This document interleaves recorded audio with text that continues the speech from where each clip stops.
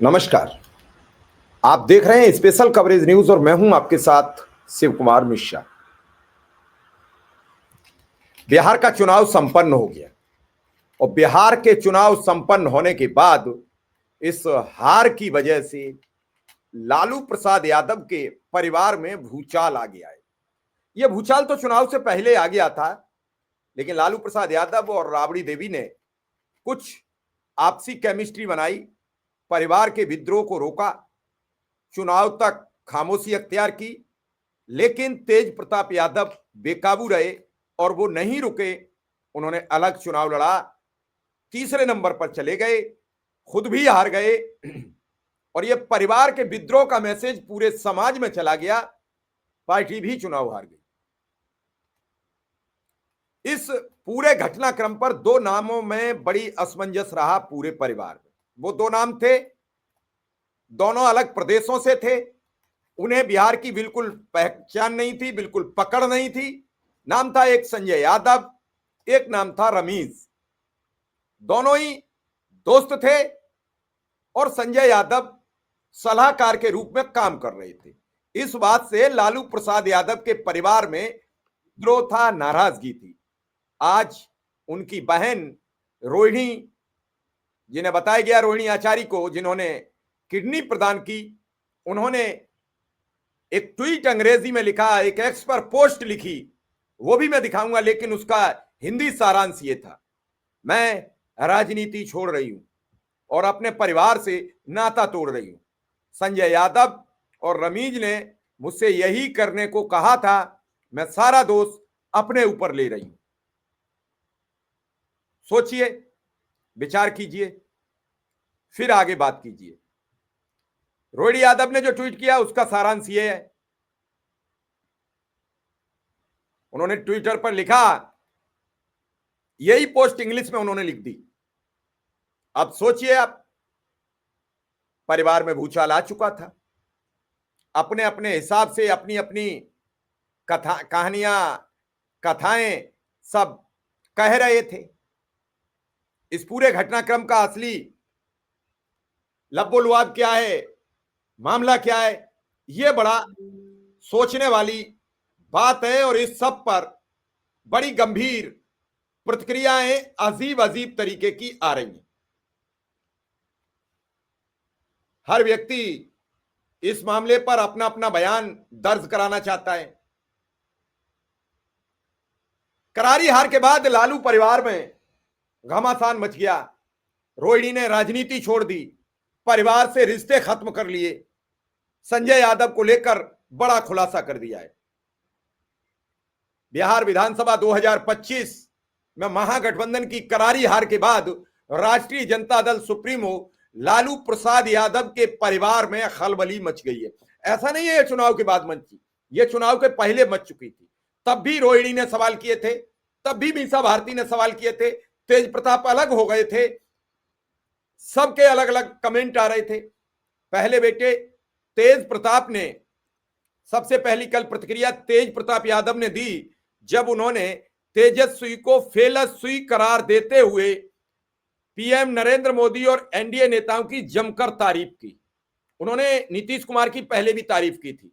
अब बेटी रोहिणी आचार्य ने शनिवार यानी आज मीडिया पर पोस्ट करके राजनीति छोड़ने और अपने परिवार से नाता तोड़ने की धमकी दे दी है, जो अब सोशल मीडिया पर पूरी तरीके से वायरल हो रही है।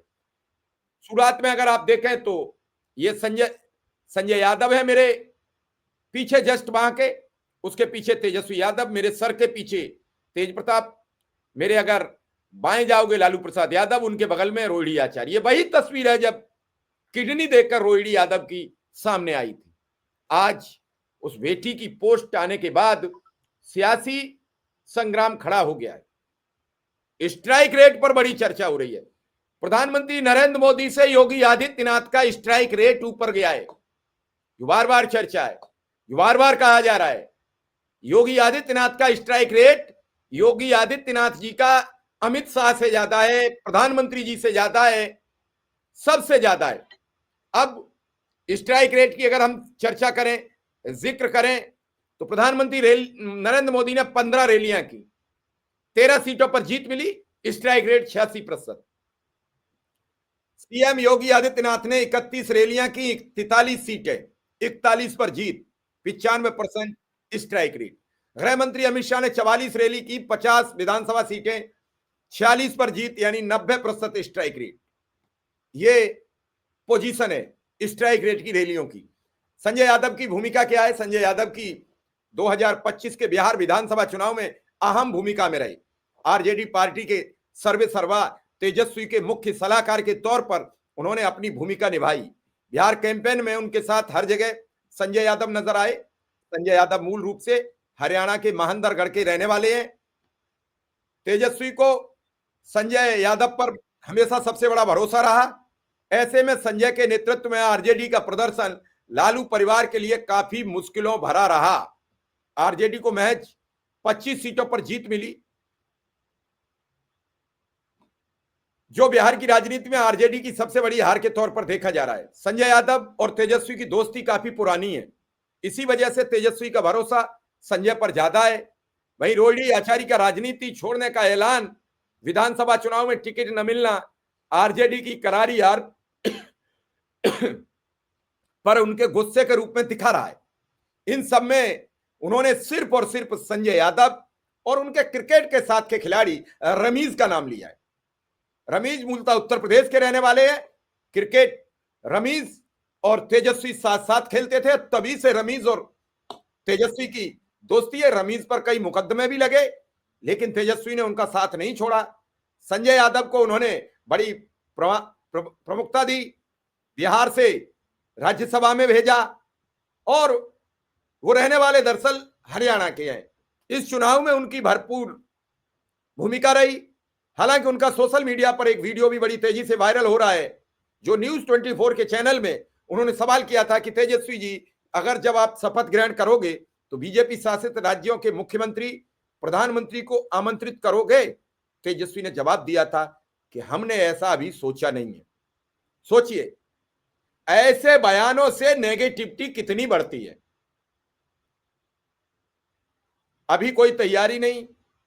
तेजस्वी कह रहे थे, अलग बात है, वो उम्मीदवार है, वो कह रहे थे हम 18 तारीख को शपथ लेंगे। अब उस शपथ का कितना असर पड़ा, कितना नहीं पड़ा।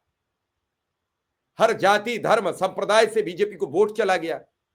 लोगों ने भरोसा उन पर जताया नहीं, वोट प्रतिशत बढ़ा नहीं, तो कई चीजें हैं। अब इस हार के बाद पारिवारिक विद्रोह होना तय था, क्यों? संजय यादव ने किसी की चलने नहीं दी। संजय यादव जो सलाह देते रहे, तेजस्वी मानते रहे। लेकिन कितना अजीब है, सब आपस में लड़ रहे थे, तो जीत कैसे हासिल कर सकते थे? कैसे विरोध करते चुनाव आयोग का, बीजेपी का और नीतीश का? लालू जी ने पूरे परिवार को राजनीति में झोंककर अच्छा नहीं किया। उनके परिवार में केवल तेजस्वी और मीसा ही राजनीति को समझने वाले हैं। संजय यादव समस्या नहीं है, सोच समस्या है। आप कन्हैया कुमार का विरोध करते हैं, आप पप्पू यादव का विरोध करते हैं, आप कृष्णा अल्लाबरू का विरोध करते हैं, आप बावन यादवों को ही टिकट देते हैं। सामाजिक न्याय की लड़ाई लड़ने के लिए कार्यकर्ता आगे करने चाहिए, परिवार और स्वजाति के भाई बंधु नहीं। तेजस्वी को घर में नहीं, इस वक्त उदास कार्यकर्ताओं के बीच होना चाहिए था। अब तक वो वापस नहीं आ रहे हैं, तो क्या माना जाएगा? राजनीतिक लड़ाई, हार और जीत, ये दोनों चलेंगे, लेकिन इस लड़ाई के बाद जो पारिवारिक विद्रोह उठा है, उसे एक बार फिर भारतीय जनता पार्टी और जदयू को मौका मिलेगा इसे फिर भुनाने के लिए। वो कहेंगे कि केवल कुर्सी के लिए परिवार एक था, कुर्सी की लड़ाई थी, कुर्सी नहीं मिली, परिवार रूठ गया, परिवार बिखर गया। कुर्सी नहीं मिलेगी तो परिवार नहीं इकट्ठा रह सकता, फिर बीजेपी को मौका मिलेगा। संजय यादव का कितना दोष है, संजय यादव की कितनी गलती है, ये तेजस्वी बताएंगे। तेजस्वी के साथ थे, उनके तेज प्रताप उन पर आरोप लगाकर अलग हुए थे, तो तेज प्रताप बताएंगे क्या वजह थी, भाई से क्या उनकी समस्या थी। कई चीजें यहां उलझती नजर आ रही हैं, और इस उलझन को सुलझाने के लिए अब तक लालू प्रसाद यादव ने कोई बयान नहीं दिया है, ना उनकी तरफ से कोई प्रतिक्रिया आई है। वो कल 10 बजते ही ऑफिस से चले आए थे, उसके बाद फिर उन्होंने कुछ कहा नहीं है। उनका जो अंतिम अरमान था वो आज फीका पड़ गया। जीवित रहते वो चाह रहे थे कि बिहार की गद्दी पर एक बार तेजस्वी का राजतिलक हो जाए, वो एक बार फिर अधूरा सपना रह गया है। लेकिन देखना है इस पारिवारिक विद्रोह का अंत क्या होगा। फिलहाल इस खबर में इतना ही। धन्यवाद, नमस्कार।